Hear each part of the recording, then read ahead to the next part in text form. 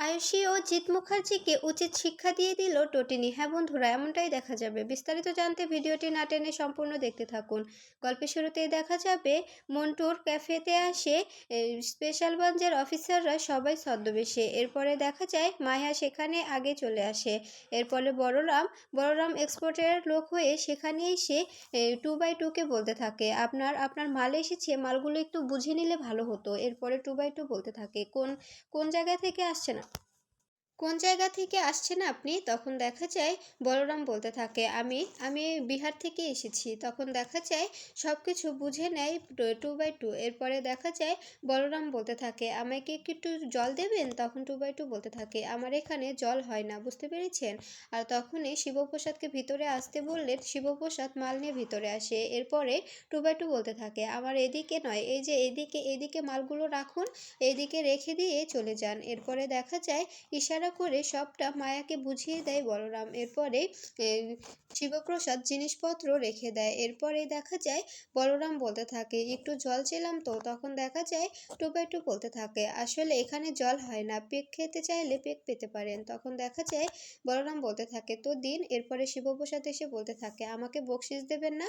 তখন দেখা যায় 2x2 বলতে থাকে, না না, কিসের বকশিস দেব, মাল রেখে চলে যাও, আর কিছু হবে না। এরপরে দেখা যায় শিবপ্রসাদ রিভলভার বের করে 2x2 এর কপালে ধরে। এরপরে তখন বলতে থাকে, কি হয়েছে, আপনি কে এভাবে আমার মাথায় রিভলভার ধরছেন? আপনার সাহস তো কম না?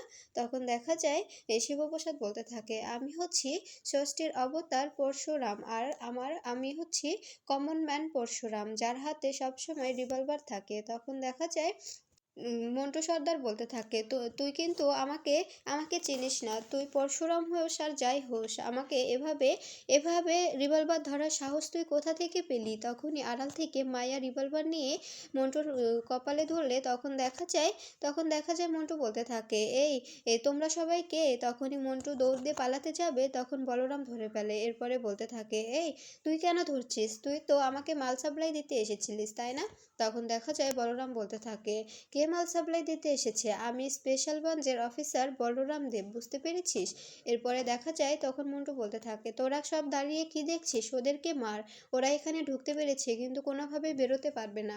এরপরে দেখা যায় শিবপ্রসাদকে মারতে আসবে, তখন সবাইকে একে একে মেরে শুইয়ে দেয় শিবপ্রসাদ, সবার সঙ্গে ফাইট করতে থাকে। এরপরে মায়া মন্টুকে রিভলভার দিয়ে গান পয়েন্টে রেখে দেয়। এরপরে বলরামকে শিবপ্রসাদ বলতে থাকে, তুই ওকে সামলা, আমি এদিকটা দেখে নিচ্ছি, আমি একাই 100, আমার কাছে কেউ পার পাবে না, আমি সবাইকে শায়েস্তা করে নেব, তোকে এদিকে আসতে হবে না। এরপরে বলরাম বলতে থাকে, আমি জানি তো তোর কাছে কেউ পারবে না, আমরা তো এখানে আছি, তুই ওদেরকে সামলে নে, আমরা একে সামলে নিচ্ছি। এরপরে দেখা যায় মায়া বলতে থাকে, বস একে কি করব, একে এখানে শুইয়ে দিই? তখন দেখা যায় শিবপ্রসাদ বলতে থাকে, না মায়া, এখানে শুইয়ে দিলে কি আর হয় বলো?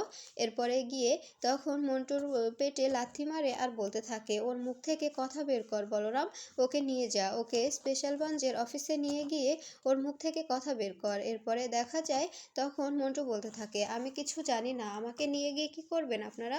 তখন দেখা যায় শিবপ্রসাদ বলতে থাকে, ওকে 3rd ডিগ্রি দে, তবে দেখবি সব কিছুই জানবে, সব কিছুই মুখ থেকে বেরিয়ে যাবে। এরপরে সবাই সেখান থেকে চলে যায়। এদিকে দেখা যায় সেখানে থাকা টটিনির লোকজন টটিনিকে ফোন করে, আর টটিনিকে ফোন করে সবটা বলে দেয়। টটিনিকে বলতে থাকে, আপনার এখান থেকে মন্টু সর্দারকে তুলে নিয়ে যাওয়া হয়েছে। তখন দেখা যায় টটিনি বলতে থাকে, কে তুললো?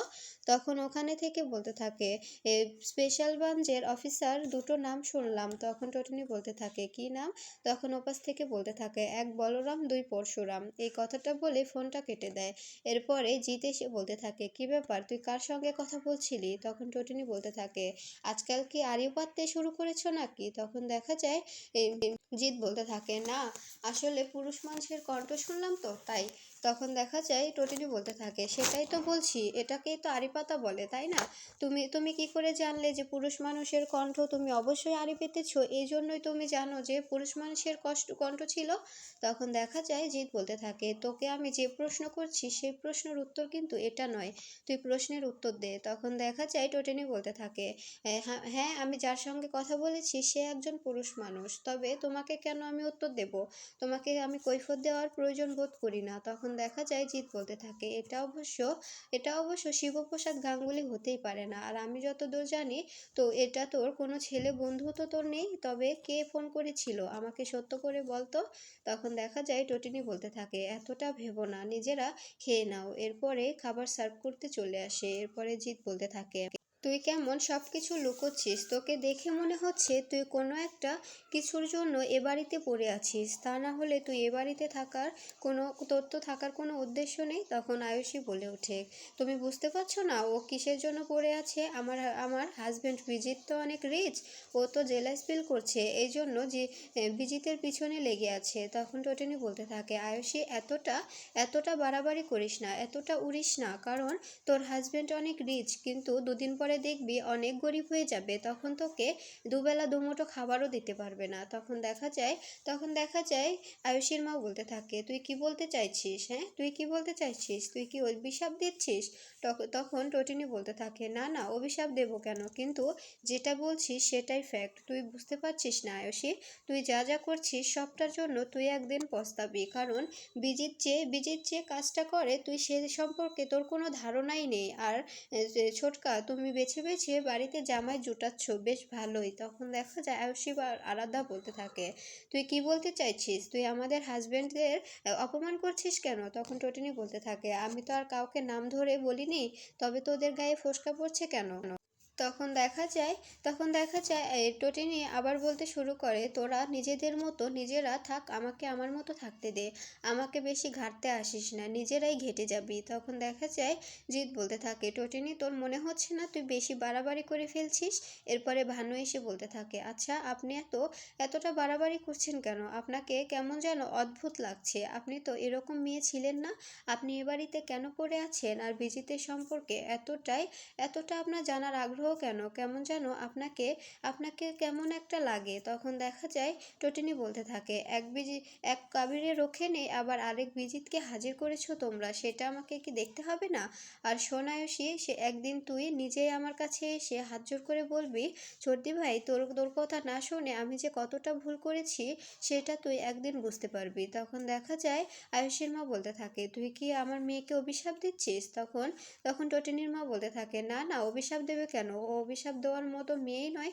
এরপরে টটিনিকে বলতে থাকে, আচ্ছা টটিনি, তুই বলতো, তুই এমনটা কেন বলছিস? তুই কি বিজিতের সম্পর্কে কোনো কিছু জানতে পেরেছিস? ওর সম্পর্কে কোনো কিছু বুঝতে পেরেছিস? তখন টটিনি বলতে থাকে, অনেক কিছুই বুঝতে পেরেছি মা, সেটা যদি আমি এখন বলি তোমাদের সবার ভাত খাওয়া বন্ধ হয়ে যাবে।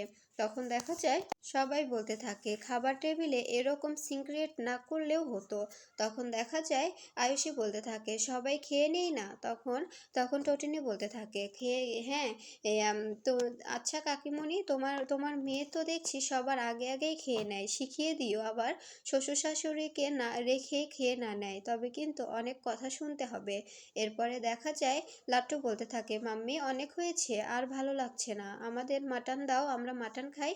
তখন দেখা যায় জিৎ বলতে থাকে, ভিখিরি তো কখনো খেতে পায় না। ঠিক তখনই শিবপ্রসাদ এসে বলতে থাকে, 850 টাকা কিলো তো, এই জন্য কিনতে পারি না, আর এজন্য অনেক দাম হয়ে যায়, এই জন্য কিনতে পারি না, কিন্তু কিন্তু ওরা ওরা এখানে এসেছে, ওর ভালো দিয়ার কাছে আবদার করেছে, এজন্য যদি ওরা ভিখিরি হয়, তবে আয়ুষী দেখো, তোমার ছেলে মেয়ে যদি তোমার বাবার কাছে কিছু আবদার করে, তখন যেন তোমার বাবা আবার ভিখিরি বলে অপমান না করে ফেলে, কারণ ওনার কাছে নাতি নাতনির আবদার আর ভিখিরির আবদার কোনোটাই ওনার কাছে পার্থক্য নেই। এরপরে দেখা যায় টটিনি বাইরে আসলে কিছু লোক টটিনির সঙ্গে কথা বলতে থাকে। তখনই টটিনি কিছু একটা বললে লোকগুলো টটিনিকে শ্যুট করার জন্য বন্দুক তাক করে। ঠিক তখনই টটিনি নিজেই একে একে সবাইকে শ্যুট করে দেয়। আর সেখানে একটা গাড়ি এলে টটিনি গাড়ি থেকে উঠে চলে যায়। আড়াল থেকে সবটা দেখতে থাকে শিবপ্রসাদ বলতে থাকে, এসব কিছু কেমন একটা অদ্ভুত লাগছে, আমি বুঝতে